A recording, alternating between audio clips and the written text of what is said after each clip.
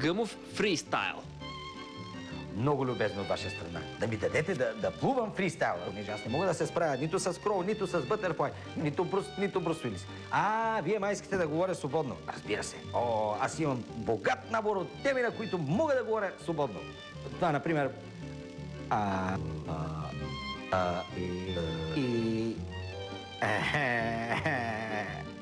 За паметниците. Точно така, ще се изкажа за паметниците. Искам най-много да засегна паметника пред НДК. Петохуйника, както му казват. Петохуйника, както му казват. Паметникът 1300 години България е открит през 1981 заедно с НДК. Негови автори са скулпторът Валентин Старчев и проектантът архитект Атанас Агура. Искам да ви кажа, че този паметник за някакви си нищо и никакви 13 века, бая се е скапал. Може ли? В Бритиш мюзеум видях едни каменни плочи от древна Сирия. На 26, на 27 хиляди години нищо им няма. Не са мръднали, деца вика. Аз деца вика съм културовед, ама не го разбирам това нещо. От началото знаете ли какво си мислих? Че това дето има артисало като строителен материал от НДК-то и са го струпали, са го изтипосали там на едно место и чак никой да не мърда и се получи къв хубав паметник. Ма не е така. После викам, чакай малко, ще седна, ще го гледам. Седа пред него, гледам го, па затворя си едното око, гледам го. Затворя другото око, продължавам да го гледам. Заспивам се, много кошмари. И ще вземе тази гадна конструкция, ми се струпа на главата да ме убие, да ме смачка. От друга страна, Светлин Русев го харесва.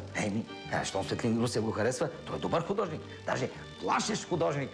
Чичо Светлио. И аз се напълнам да го харесвам. Обаче аз по-грозно нещо през живота си не съм виждал. Извинете, че заплаках. После си викам, сигурно такова е посланието. Последните 13 века на България са били изключително грозни и затова викам. Настоявам да го махнат. Бойко Борисов да дойде, да му удари една тупаница, едно маваши и колко му трябва да това паметник да се строполи. И 1-0 за Бойко. Аз съм културовед, обаче не мога да му убедите, че едно нещо е изкуство, което никой не го харесва и никой не го гледа. Чакайте, аз ще взема примерно един лист, ще надраскам някакви цапаници и ще кажа това е изкуство. Кой казва, че не е изкуство? Аз съм културовед. Кой казва, че не е изкуство? Даже още по-добре, с опол мога тук да го размажа, да стане и по-скандално. Я чакай.